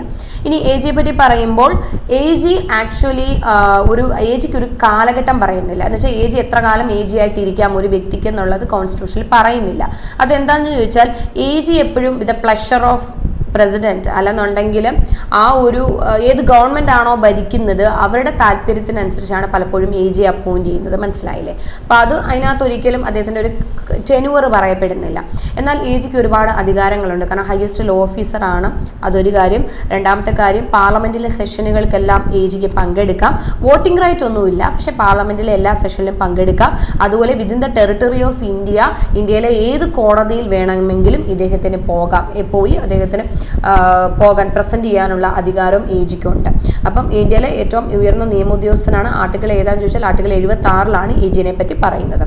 ഇനി നോക്കിയേ, അടുത്തത് ആർട്ടിക്കിൾ 79. നമ്മൾ പറഞ്ഞു 5 ചാപ്റ്റർ ആണെന്ന്. അപ്പോൾ 79 മുതൽ നമ്മൾ പറഞ്ഞല്ലേ പാർലമെന്റ് എന്ന് പറയുന്ന ഒരു ചാപ്റ്ററാണ് അടുത്തത് സ്റ്റാർട്ട് ചെയ്യുന്നത്. സെൻട്രൽ ഗവൺമെന്റ് അല്ലെ യൂണിയൻ ഗവൺമെന്റിൽ തന്നെ വേറൊരു വിഭാഗമാണ് എന്ത് പാർലമെന്റ് എന്ന് പറയുന്നത്. ഇത്രയും നേരം നമ്മൾ പറഞ്ഞത് എക്സിക്യൂട്ടീവ് ആയിട്ടുള്ള കാര്യങ്ങളാണ്. ഇനി നോക്കിയേ പാർലമെന്റിലോട്ട് നമ്മൾ വരികയാണ്. ആർട്ടിക്കിൾ 79 പറയുന്നത് ഇന്ത്യൻ പാർലമെന്റിനെ പറ്റിയിട്ടാണ്. ഹയസ്റ്റ് ലോ മേക്കിംഗ് ബോഡി അല്ലെ? പാർലമെന്റിന്റെ പ്രത്യേകത എന്താണ്? പാർലമെന്റിനെ നമുക്ക് സിമ്പിളായിട്ട് പറയാൻ പറ്റും. ആർട്ടിക്കിൾ 79 ഇന്ത്യൻ പാർലമെന്റിനെ പറ്റി പറയുന്നത്. പാർലമെന്റ് എന്ന് പറയുന്നത് highest law making body in India. ഇന്ത്യയിലെ ഏറ്റവും ഉയർന്ന ലോ മേക്ക് ചെയ്യുന്ന ബോഡിയാണ് പാർലമെന്റ് എന്ന് പറയുന്നത്. പാർലമെന്റിന്റെ പ്രത്യേകത ഇന്ത്യൻ പാർലമെന്റ് ബൈക്യാമറൽ ലെജിസ്ലേച്ചർ ആണ്. അതുപോലെ തന്നെ എന്താണ് ലോക്സഭയും രാജ്യസഭയും അതുപോലെ പ്രസിഡന്റും കൂടെ ചേരുന്നതാണ് ഇന്ത്യൻ പാർലമെന്റ് എന്ന് പറയുന്നത്. പക്ഷേ however president is not a member of either the house of parliament കേട്ടോ. അപ്പൊ അതും കൂടി മനസ്സിലാക്കണം. പാർലമെന്റ് എന്ന് പറയുന്നത് രാജ്യസഭയും ലോക്സഭയും പ്രസിഡന്റും കൂടി ചേരുന്നതാണ്. പക്ഷെ പ്രസിഡന്റ് എന്ന് പറയുന്നത് ലോക്സഭയുടെ രാജ്യസഭയുടെ അംഗമല്ല. പക്ഷേ ഇവർ ഇത്രയും കൂടെ ചേരുന്നതാണ് ഇന്ത്യയുടെ പാർലമെന്റ്. അത് പാർലമെന്റിനെ പറ്റി പറയുന്ന article 79 highest law making body എന്ന് പറയുന്നത് പാർലമെന്റ് ആണ്. ഓക്കെ, ദെൻ അത്രയുള്ള ഇതിൽ അത് 80. അടുത്ത ആർട്ടിക്കിൾ 80 നോക്കുക. ഇതെല്ലാം ഇമ്പോർട്ടൻ്റ് ആണ്. ആർട്ടിക്കിൾ 80 എന്ന് പറയുന്നത് കമ്പോസിഷൻ ഓഫ് രാജ്യസഭ. രാജ്യസഭയെ പറ്റിയിട്ട് പറയുന്ന ആർട്ടിക്കിളാണ് ആർട്ടിക്കിൾ 80. ഞാൻ ഓൾറെഡി പറഞ്ഞു, രാജ്യസഭയെ കൗൺസിൽ ഓഫ് സ്റ്റേറ്റ് എന്ന് വിളിക്കാറുണ്ട്. അതുപോലെ തന്നെ എന്താണ് council of state, upper house, അത് ഓൾറെഡി എല്ലാവർക്കും അറിയാവുന്ന കാര്യമാണ്. Upper house, house of the elders, മുതിർന്നവരുടെ സഭ എന്ന് വിളിക്കാറുണ്ട്, house of the elders. Okay, അപ്പം ഇങ്ങനെയൊക്കെ വിളിക്കുന്നത് എന്തിനെയാണെന്ന് ചോദിച്ചു കഴിഞ്ഞാൽ രാജ്യസഭേനെയാണ്. രാജ്യസഭയെ പറ്റി പ്രധാനപ്പെട്ട പോയിന്റ്സുകൾ ഞാൻ പറയാം, എല്ലാം പറയുന്നില്ല, ടൈമിൻ്റെ പരിധി കൊണ്ട് പ്രധാനപ്പെട്ട പോയിന്റുകൾ പറയാം. രാജ്യസഭ ഒരു പെർമനന്റ് ബോഡിയാണ്, അത് മനസ്സിലാക്കണം. Rajya Sabha it cannot be dissolved. രാജ്യസഭയെ നമുക്ക് പിരിച്ചുവിടാൻ സാധിക്കത്തില്ല. രാജ്യസഭ ഒരു പെർമനന്റ് ബോഡിയാണ്. രാജ്യസഭയുടെ ചെയർമാൻ എന്ന് പറയുന്നത് വൈസ് പ്രസിഡന്റ് ആണ്, അല്ലെങ്കിൽ എക്സ് ഒഫീഷ്യൽ ചെയർമാൻ. നമ്മൾ ഓൾറെഡി പറഞ്ഞല്ലോ, എക്സ് ഒഫീഷ്യൽ ചെയർമാൻ എന്ന് പറയുന്നത് വൈസ് പ്രസിഡന്റ് ആണ്. രാജ്യസഭ ഒരു പെർമനന്റ് ബോഡിയാണ്. എന്നാൽ രാജ്യസഭയുടെ അംഗങ്ങൾക്ക് കാലാവധിയുണ്ട്. Rajya Sabha is a permanent body, it cannot be dissolved, പിരിച്ചുവിടില്ല. പക്ഷേ രാജ്യസഭയുടെ അംഗങ്ങൾക്ക് കാലാവധിയുണ്ട്. രാജ്യസഭാ അംഗങ്ങളുടെ കാലാവധി എന്ന് പറയുന്നത് 6 വർഷമാണ്, 6 years ആണ്. മനസ്സിലായോ? അപ്പം എവറി 2 year, ഇതെങ്ങനെ വെച്ചാൽ എവറി 2 year 1/3 റിട്ടയർ ചെയ്തുകൊണ്ടേയിരിക്കും. രാജ്യസഭയുടെ പ്രത്യേകത അതാണ്. കാരണം എന്ന് വെച്ചാൽ അംഗങ്ങൾക്ക് 6 വർഷമാണ് കാലാവധി. അപ്പോൾ അതൊരു പ്രോസസ്സാണ്. എവറി 2 year 2 വർഷം കൂടുമ്പോൾ 1/3 ഓഫ് ആൾക്കാർ ഇങ്ങനെ അതിൽ റിട്ടയർ ആയിക്കൊണ്ടേ ഇരിക്കുകയാണ്. പക്ഷേ രാജ്യസഭ ഒരു പെർമനന്റ് ബോഡിയാണ്. ഓക്കെ, അത്രയും കാര്യങ്ങൾ നിങ്ങൾ രാജ്യസഭയുമായി ബന്ധപ്പെട്ട് മനസ്സിലാക്കി വെച്ചേക്കാം. ഇനി ആർട്ടിക്കിൾ 81 എന്താണ്? ലോക്സഭ. ആർട്ടിക്കിൾ 81 പറയുന്നത് ലോക്സഭയെ പറ്റിയിട്ടാണ്. അപ്പോൾ ലോക്സഭ എന്ന് പറയുന്നത് ലോക്സഭയുടെ കാലാവധി നമുക്കറിയാം 5 വർഷമാണ്. ലോക്സഭയെ നമ്മൾ വിളിക്കുന്നത് എന്താണ്? ഹൗസ് ഓഫ് ദ പീപ്പിൾ എന്നാണ് വിളിക്കുന്നത്, അല്ലേ? House of the people, lower house എന്ന് വിളിക്കാറുണ്ട്. അതുപോലെ തന്നെ ഹൗസ് ഓഫ് ദ പീപ്പിൾ എന്ന് വിളിക്കാറുണ്ട്. ഒരു ലോക്സഭയുടെ കാലാവധി എന്ന് പറയുന്നത് 5 വർഷമാണ്. അതുപോലെ ലോക്സഭയെ നമുക്ക് എന്ത് ചെയ്യാം? Lok Sabha is not a permanent body. Lok Sabha ഒരു സ്ഥിരസഭയാണോ? അല്ല, ലോക്സഭ ഒരു സ്ഥിരസഭ അല്ല. ലോക്സഭയുടെ കാലാവധി എന്ന് പറയുന്നത് 5 വർഷമാണ്. അതുപോലെ ലോക്സഭയെ എന്ത് ചെയ്യാം? നമുക്ക് പിരിച്ചുവിടാനും സാധിക്കും. കൂടുതലായിട്ടുള്ള പോയിന്റ്സ് പറയാനുള്ള ടൈം ഇല്ലാത്തതുകൊണ്ട് ജസ്റ്റ് ഞാൻ ഓടിച്ച് അത്രയും കാര്യങ്ങൾ നിങ്ങളോട് പറഞ്ഞതാണ്. 80 മനസ്സിലാക്കി വെച്ചേക്കാം. 79 ആർട്ടിക്കിൾ 79 പാർലമെന്റിനെ പറ്റിയിട്ട് പറയുന്നു. 80 രാജ്യസഭയെ പറ്റി പറയുന്നു. ആർട്ടിക്കിൾ 81 ഇതിനെ പറ്റി പറയുന്നു, ലോക്സഭ. ഓക്കെ, ക്ലിയർ ആയെന്ന് വിചാരിക്കുന്നു. ഓക്കെ, ഇങ്ങോട്ട് നോക്കിയേ. ആർട്ടിക്കിൾ 83 പറയുന്നത് duration of house of the parliament. Already ഞാൻ പറഞ്ഞു, അല്ലേ? ഹൗസ് ഓഫ് പാർലമെന്റ് എന്ന് പറയുന്നത് ലോക്സഭയും രാജ്യസഭയാണ്. ലോക്സഭയുടെയും രാജ്യസഭയുടെയും ഡ്യൂറേഷനെ പറ്റിയിട്ടാണ് ഞാനിപ്പോൾ പറഞ്ഞതേ ഉള്ളൂ. ലോക്സഭ എന്ന് പറയുന്നത് ഒരു സ്ഥിരസഭയല്ല, അത് 5 വർഷമാണ് ഒരു ലോക്സഭയുടെ കാലാവധി. രാജ്യസഭ എന്ന് പറയുന്നത് ഒരു പെർമനന്റ് ബോഡിയാണ്, ഡിസോൾവ് ചെയ്യാൻ സാധിക്കത്തില്ല. രാജ്യസഭ മെമ്പറിന് കാലാവധിയുണ്ട്, അതാണ് 6 വർഷം. ഓക്കെ, ഇനി ഇങ്ങോട്ട് നോക്കുക. ഞാൻ പറഞ്ഞ അതേ പോയിന്റ് ആണ് ഇവിടെ വന്നിരിക്കുന്നത്. Article 83 subsection 1. ആർട്ടിക്കിൾ 83(1) പറയുന്നത് Rajya Sabha is A continuing chamber, it can never be dissolved. ഇത് തന്നെയാണ് ഞാൻ പറഞ്ഞത്, രാജ്യസഭ ഒരു കണ്ടിന്യൂ ചെയ്ത് പോകുന്ന ഒരു ചേംബറാണ്, അല്ലേ? രാജ്യസഭയിൽ നമുക്കറിയാം സ്റ്റേറ്റുകളുടെ പോപ്പുലേഷൻ്റെ അടിസ്ഥാനത്തിലാണ് രാജ്യസഭയിലോട്ട് ആൾക്കാർ പോകുന്നത്, ഇലക്റ്റഡായി പോകുന്നത്. അപ്പോൾ രാജ്യസഭ എന്ന് പറയുന്നത് ഒരു കണ്ടിന്യൂയിങ് ചേംബറാണ്. അതൊരു കാരണവശാലും എന്ത് ചെയ്യുന്നില്ല? ഡിസോൾവ് ചെയ്ത് വിടുന്നില്ല. ഞാൻ നേരത്തെ പറഞ്ഞ പോയിന്റ് തന്നെയാണ് അവിടെ പറഞ്ഞത്. ഇനി നോക്കിയാൽ ആർട്ടിക്കിൾ 93 പറയുന്നത് speaker and deputy speaker of the house of the people. ഇവിടെയൊന്നും നിങ്ങൾ ശ്രദ്ധിച്ചോ? ഇവിടെയൊന്നും ലോക്സഭ രാജ്യസഭ എന്നധികം കൊടുക്കാറില്ല. അപ്പം നിങ്ങൾ അതിൻ്റെ ഈ പേര് നിങ്ങൾ അറിഞ്ഞിരിക്കണം. ഇപ്പം ലോക്സഭ എന്ന് പറയുന്നത് ഹൗസ് ഓഫ് ദ പീപ്പിൾ ആണ്, നിങ്ങളുടെ മൈൻഡിൽ ഉണ്ടായിരിക്കണം കേട്ടോ. അപ്പം സ്പീക്കർ ആൻഡ് ഡെപ്യൂട്ടി സ്പീക്കർ എന്ന് പറയുന്നത് ഹൗസ് ഓഫ് ദ പീപ്പിളിലെ സ്പീക്കർ ആൻഡ് ഡെപ്യൂട്ടി സ്പീക്കറിനെ പറ്റി പറയുന്ന ആർട്ടിക്കിളാണ്. അപ്പോൾ സ്പീക്കർ ആൻഡ് ഡെപ്യൂട്ടി സ്പീക്കർ ഏത് ആർട്ടിക്കിളാണ്? 93. ഇനി നമുക്ക് അറിയാവുന്ന സംഗതി തന്നെയാണ്, speaker is the presiding officer of the Lok Sabha. ലോക്സഭയുടെ പ്രിസൈഡിംഗ് ഓഫീസർ എന്ന് പറയുന്നത് സ്പീക്കറാണ്. എപ്പോഴും ലോക്സഭ എന്ന് പറയുമ്പോൾ അവിടെ അധികാരം കൂടുതൽ സ്പീക്കറിനും, രാജ്യസഭ എന്ന് പറയുമ്പോൾ അവിടെ വൈസ് പ്രസിഡന്റുമാണ്. ഇത് നിങ്ങൾ മനസ്സിലാക്കി വെച്ചേക്കാം. സോ ലോക്സഭയുടെ അല്ലെങ്കിൽ ഹൗസ് ഓഫ് ദി പീപ്പിളിന്റെ പ്രിസൈഡിംഗ് ഓഫീസർ എന്ന് പറയുന്നത് ആരാണ്? സ്പീക്കറാണ്. പിന്നെ സ്പീക്കറിന് ഒരു പ്രത്യേകതയുണ്ട് കേട്ടോ. സ്പീക്കറിന്റെ പ്രത്യേകത എന്ന് പറയുന്നത് ലോക്സഭ ഇപ്പം ഡിസോൾവ് ചെയ്ത് പോയി എന്ന് വിചാരിക്കുക. നിങ്ങൾ ലോക്സഭ ഡിസോൾവ് ചെയ്യുന്നു, അല്ലെങ്കിൽ ലോക്സഭ എന്തെങ്കിലും കാരണവശാൽ ഡിസ്കണ്ടിന്യൂ ചെയ്ത് ഡിസോൾവ് ചെയ്ത് പോയി പുതിയൊരു ലോക്സഭ അധികാരത്തിൽ വരുന്നിടം വരെ സ്പീക്കർ ആ പദവിയിൽ തന്നെ തുടരും. അതാണ് സ്പീക്കറിന്റെ ഒരു പ്രത്യേകത എന്ന് പറയുന്നത്. സ്പീക്കറിന് ഒരുപാട് പ്രത്യേകതകളുണ്ട്. സ്പീക്കറാണ് എന്താണ് മണി ബില്ല് ഒരു ബില്ല് മണി ബില്ലാണോ അല്ലയോ എന്ന് ഡിസൈഡ് ചെയ്യുന്നത് സ്പീക്കറാണ്. അതുപോലെ സ്പീക്കർ ഞാൻ പറഞ്ഞു പ്രിസൈഡിങ് ഓഫീസറാണ്. ഒരു ലോക്സഭ തീർന്ന് മറ്റൊരു ലോക്സഭ അധികാരത്തിൽ വരുന്നിടം വരെയും സ്പീക്കർ അവിടെ അതേ പൊസിഷനിൽ എന്ത് ചെയ്യാറുണ്ട്, കണ്ടിന്യൂ ചെയ്യാറുണ്ട്. ഇതൊക്കെ സ്പീക്കറിന്റെ ഒരു എന്താണ് പവറുകളാണ്, റൈറ്റുകളാണ്. ഓക്കെ, അപ്പൊ 93 പറയുന്ന ആരെ പറ്റിയിട്ടാണ്? സ്പീക്കറിനെ പറ്റിയിട്ടും ഡെപ്യൂട്ടി സ്പീക്കറിനെ പറ്റിയിട്ടുമാണ്. അതുപോലെ ലോക്സഭയെ പറ്റി പറഞ്ഞപ്പോൾ ഞാൻ വളരെ ഇമ്പോർട്ടൻ്റ് ആയിട്ടുള്ള ഒരു പോയിന്റ് പറയാൻ വിട്ടുപോയത് ഇപ്പോൾ ഓർത്തുകൊണ്ട് പറയുകയാണ്. ലോക്സഭ എന്ന് പറയുന്നത് മണി ബില്ലിന്റെ കേസ് നിങ്ങൾ ആലോചിക്കുക. ലോക്സഭയ്ക്ക് മാത്രമുള്ള അധികാരമാണ് മണി ബില്ല്. ഇപ്പോൾ ഡിഫറെൻറ്റ് ടൈപ്സ് ഓഫ് ബില്ലുകളുണ്ട്. അതിൽ മണി ബില്ല് നമ്മൾ ഇൻട്രൊഡ്യൂസ് ചെയ്യുന്നത് ലോക്സഭയിൽ മാത്രമാണ്, അല്ലെങ്കിൽ ലോക്സഭയുടെ മാത്രമായിട്ടുള്ള ഒരു അധികാര പരിധിയാണ് മണി ബിൽ ഇൻട്രൊഡ്യൂസ് ചെയ്യുക എന്ന് പറയുന്നത്. അതുപോലെ തന്നെ നോ കോൺഫിഡൻസ് മോഷൻ എന്ന് വെച്ചാൽ അവിശ്വാസ പ്രമേയം എവിടെയാണ് അവതരിപ്പിക്കപ്പെടുന്നതെന്ന് ചോദിച്ചാൽ അവിശ്വാസ പ്രമേയം അവതരിപ്പിക്കപ്പെടുന്നതും എവിടെയാണെന്ന് ചോദിച്ചാൽ ലോക്സഭയിലാണ് കേട്ടോ. അവിശ്വാസ പ്രമേയം അവതരിപ്പിക്കപ്പെടുന്നത് ലോക്സഭയിലാണ്. അതുപോലെ തന്നെ നാഷണൽ എമർജൻസി ഡിസ്കണ്ടിന്യൂ ചെയ്യുവാണെങ്കിൽ അതിൻ്റെ റെസൊല്യൂഷൻ പാസ്സാക്കപ്പെടുന്നത് ലോക്സഭയിലാണ്. അപ്പോൾ ഇത് ഒരു വളരെ ഇമ്പോർട്ടൻ്റ് ആയിട്ടുള്ള കാര്യമാണ്. അതുകൊണ്ട് നിങ്ങൾ ഈ 3 പോയിന്റ് ഓർത്തിരിക്കുക. മണി ബിൽ അവതരിപ്പിക്കുന്നത് ലോക്സഭയിലാണ്. നോ കോൺഫിഡൻസ് മോഷൻ അവിശ്വാസ പ്രമേയം അവതരിപ്പിക്കുന്നത് ലോക്സഭയിലാണ്. ദേശീയ അടിയന്തരാവസ്ഥ സമയത്ത് അത് ഡിസ്കണ്ടിന്യൂ ചെയ്യണമെങ്കിൽ അതിൻ്റെ റെസൊല്യൂഷൻ അവതരിപ്പിക്കപ്പെടുന്നതും ലോക്സഭയിലാണ്. സോ ലോക്സഭയുടെ പ്രിസൈഡിംഗ് ഓഫീസർ സ്പീക്കറാണ്. സ്പീക്കറിനെ ഡെപ്യൂട്ടി സ്പീക്കറിനെ പറ്റി പറയുന്ന ആർട്ടിക്കിൾ ഏതാണെന്ന് ചോദിച്ചാൽ 93 ആണ്.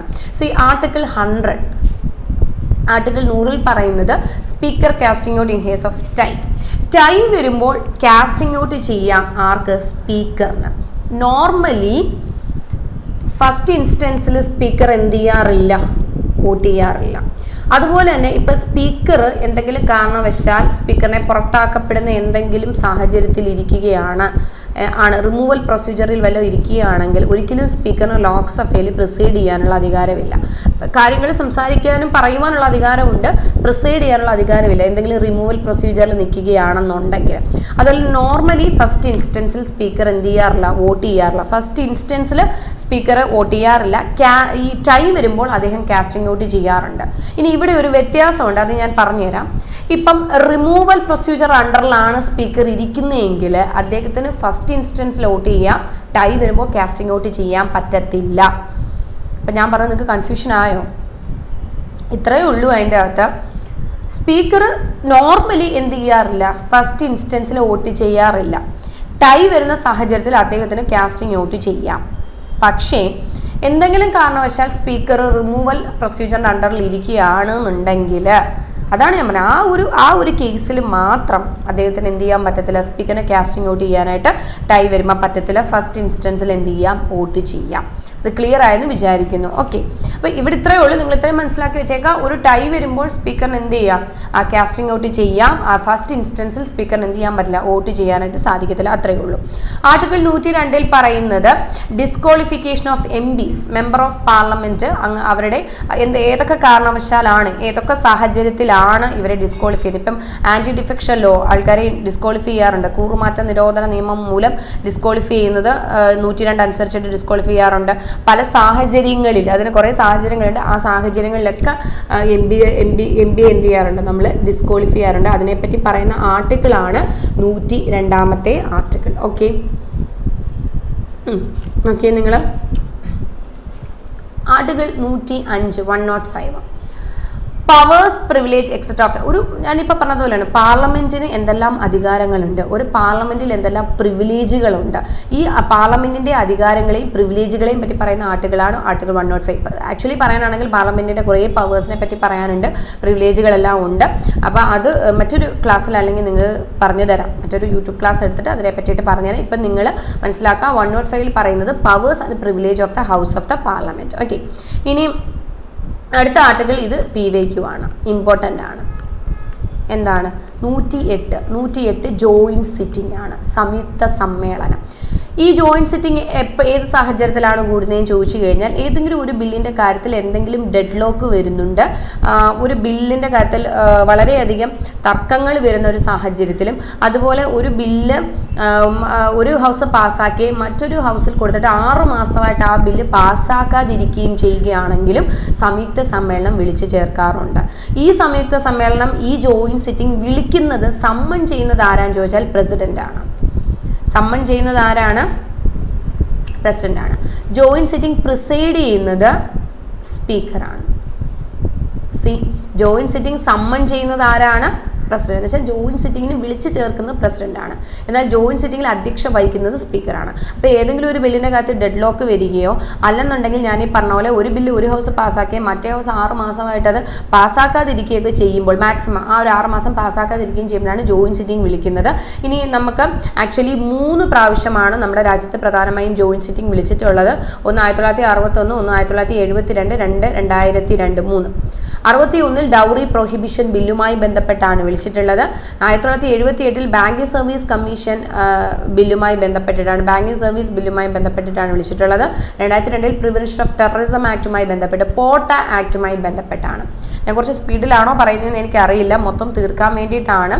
കാരണം ഒരു ടൈം ഉണ്ടല്ലോ, ആ ടൈം ലിമിറ്റ് തീർക്കാൻ വേണ്ടിയിട്ട് ഇച്ചിരി സ്പീഡായിട്ട് പറയുന്നുണ്ടെന്ന് തോന്നുന്നു. എന്തായാലും നിങ്ങൾ അതൊന്ന് 2 വട്ടം ക്ലാസ്സുകൾ കേൾക്കുക, ഇത് തന്നെ ഒന്ന് റിപ്പീറ്റ് ചെയ്ത് കേൾക്കുക കേട്ടോ.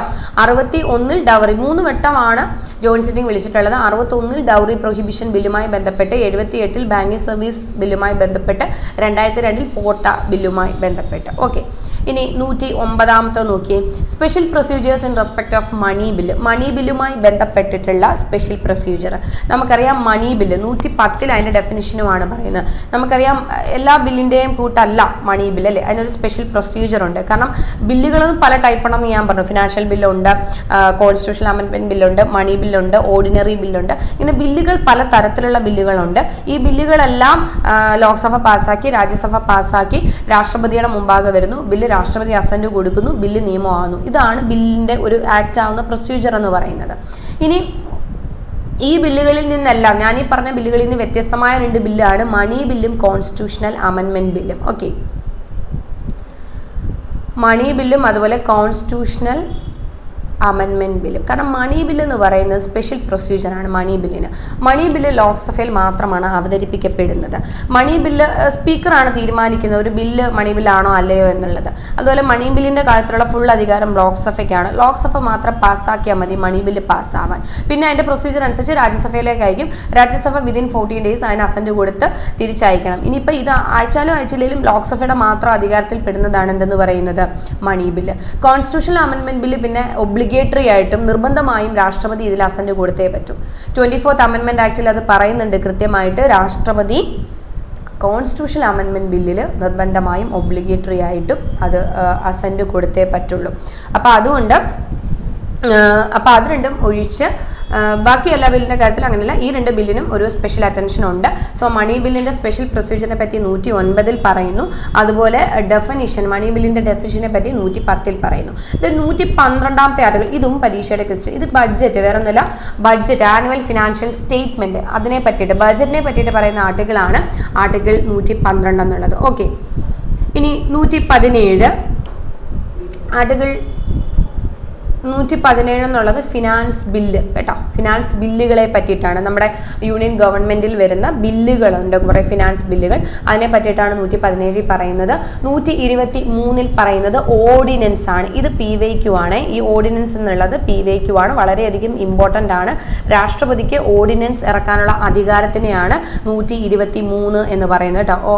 123ാമത്തെ ആർട്ടിക്കിളിലാണ് എന്ത് പറയുന്നത്, ഓർഡിനൻസ് മേക്കിംഗ്. ഇതൊക്കെ ഡീറ്റെയിൽ ആയിട്ട് വേണമെന്നുണ്ടെങ്കിൽ ഞാൻ വേറെ ക്ലാസ്സിൽ നിങ്ങൾക്ക് പറഞ്ഞുതരാം. അപ്പോൾ 123 എന്താണ്, ഓർഡിനൻസ് മേക്കിംഗ് ആണ്. ഇനി 124 നോക്കിയേ. 124 പറയുന്നത് സുപ്രീം കോടതിയുടെ എസ്റ്റാബ്ലിഷ്മെൻറ്റിനെ പറ്റിയിട്ടാണ്. ഒരു സുപ്രീം കോടതി എസ്റ്റാബ്ലിഷ് ചെയ്യുന്നതിനുള്ള കാര്യങ്ങൾ എന്തൊക്കെയാണ് എന്നുള്ള കാര്യങ്ങളൊക്കെയാണ് 124 പറയുന്നത്. 125ാമത്തെ ആർട്ടിക്കിളിൽ പറയുന്നത് ജഡ്ജിമാരുടെ സാലറീസിനെ പറ്റിയിട്ടാണ്. അപ്പം ജഡ്ജിമാർ, നമുക്കറിയാം ജഡ്ജിമാർക്ക് സാലറി കൊടുക്കുന്ന അതിൻ്റെ കാര്യങ്ങളെ പറ്റിയിട്ടാണ് 125 പറയുന്നത്. 126 പറയുന്നത് ആക്ടിംഗ് ചീഫ് ജസ്റ്റിസ്. കാരണം ചീഫ് ജസ്റ്റിസ് ഏതെങ്കിലും കാരണവശാൽ പദവിയിൽ നിന്നും മാറി നിൽക്കേണ്ടി വരികയോ അല്ലെങ്കിൽ അവിടെ ഒഴിവ് വരികയോ ചെയ്യും ചെയ്യുമ്പോൾ ആക്ടിംഗ് ചീഫ് ജസ്റ്റിസിനെ നമ്മൾ അപ്പോയിന്റ് ചെയ്യാറുണ്ട്. അപ്പോൾ അതിനെ പറ്റിയിട്ടാണ് 126 പറയുന്നത്. അപ്പോൾ 117 ഫിനാൻസ് ബില്ല്, 123 ഓർഡിനൻസ്, 124 സുപ്രീം കോടതി, 125 ജഡ്ജിമാരുടെ സാലറി, 126 ആക്ടിംഗ് ചീഫ് ജസ്റ്റിസിനെ അപ്പോയിന്റ് ചെയ്യുന്ന കാര്യമാണ് 126 പറയുന്നത്. നോക്കിയേ ഇനി അടുത്തത് അത് യൂണിയൻ ഗവൺമെന്റ് കഴിഞ്ഞു കേട്ടോ. 52 മുതൽ 151 വരെയുള്ള പ്രധാനപ്പെട്ട ആർട്ടിക്കിൾ, വളരെ പ്രധാനപ്പെട്ടതെല്ലാം പറഞ്ഞു കഴിഞ്ഞു. ഇനി സ്റ്റേറ്റ് ഗവൺമെന്റ് ആണ്. സ്റ്റേറ്റ് ഗവൺമെന്റ് എന്ന് പറയുമ്പോൾ പാർട്ട് 6 ആണ്, അതും കൂടി ഓർത്തിരിക്കുക. പാർട്ട് 6ലാണ് സ്റ്റേറ്റ് ഗവൺമെന്റിനെ പറ്റി. പാർട്ട് 5 യൂണിയൻ ഗവൺമെന്റ് ആണ്. പാർട്ട് 6 എന്ന് പറയുന്നത് സ്റ്റേറ്റ് ഗവൺമെന്റ് ആണ്. സ്റ്റേറ്റ് ഗവൺമെന്റിനെ പറ്റി വരുമ്പോൾ 152 തൊട്ട് 237 വരെയാണ് സ്റ്റേറ്റ് ഗവൺമെന്റ് വരുന്നത്. സ്റ്റേറ്റ് ഗവൺമെന്റ് എഗെയിൻ ഒരു 6 ചാപ്റ്റേഴ്സ് ആയിട്ട് ചിരിച്ചിട്ടുണ്ട്. യൂണിയൻ ഗവൺമെന്റ് എത്ര ചാപ്റ്ററുകൾ ഉണ്ടായിരുന്നു പറഞ്ഞേ, നിങ്ങൾ പറയാമോ? 5 ചാപ്റ്ററുകളാണ് യൂണിയൻ ഗവൺമെന്റിലുള്ളത്. സ്റ്റേറ്റ് ഗവൺമെന്റിൽ എന്ന് പറയുമ്പോൾ ഒരു 6 ചാപ്റ്റർ ഉണ്ട്. ഒന്ന് ജനറൽ ആണ്, രണ്ടാമത്തെ ചാപ്റ്ററിനെ വിളിക്കുന്നത് എക്സിക്യൂട്ടീവ്. രണ്ടാമത്തെ ചാപ്റ്റർ എന്താണ്? എക്സിക്യൂട്ടീവ് ആണ് രണ്ടാമത്തെ ചാപ്റ്റർ. 3 എന്ന് പറയുന്നത് സ്റ്റേറ്റ് ലെജിസ്ലേച്ചർ, മൂന്നാമത്തെ സ്റ്റേറ്റ് ലെജിസ്ലേച്ചർ. 4ാമത്തെ chapter legislative power of the state, legislative power. 5 high court, 6 subordinate court.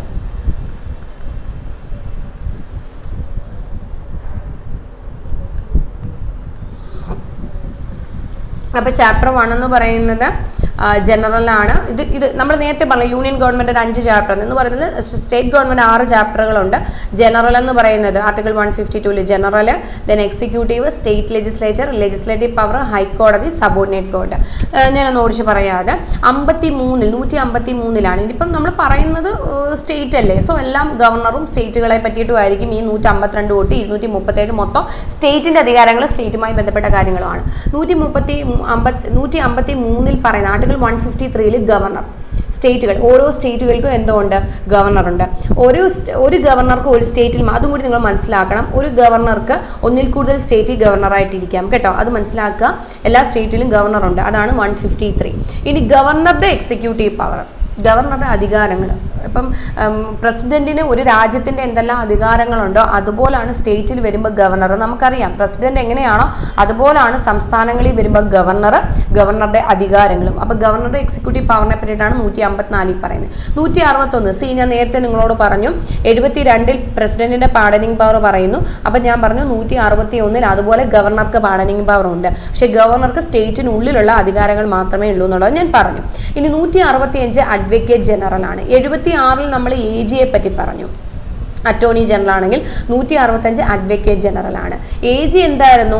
ഇന്ത്യയുടെ ഏറ്റവും ഉയർന്ന നിയമോദ്യോഗസ്ഥനാണ് AG. Highest law officer of India AG ആണ്. സ്റ്റേറ്റ് വരുമ്പം AG ഇന്ത്യയിൽ എങ്ങനെയാണോ അതുപോലെയാണ് സ്റ്റേറ്റ്. എന്ന് വെച്ചാൽ സ്റ്റേറ്റിന്റെ ഏറ്റവും ഉയർന്ന നിയമ ഉദ്യോഗസ്ഥൻ അഡ്വക്കേറ്റ് ജനറൽ ആണ്. സംസ്ഥാനങ്ങൾ വരുമ്പം സംസ്ഥാനത്തിന്റെ ഏറ്റവും ഉയർന്ന നിയമ ഉദ്യോഗസ്ഥൻ എന്ന് പറയുന്നത് അഡ്വക്കേറ്റ് ജനറൽ ആണ്. ഇനി 167 ആർട്ടിക്കിൾ 167 പറയുന്നത് ഡ്യൂട്ടീസ് ഓഫ് ചീഫ് മിനിസ്റ്റർ. നമുക്കറിയാം സ്റ്റേറ്റുകളുടെ അധികാരം എന്ന് പറയുന്നത് ഗവർണർ ഉണ്ട്.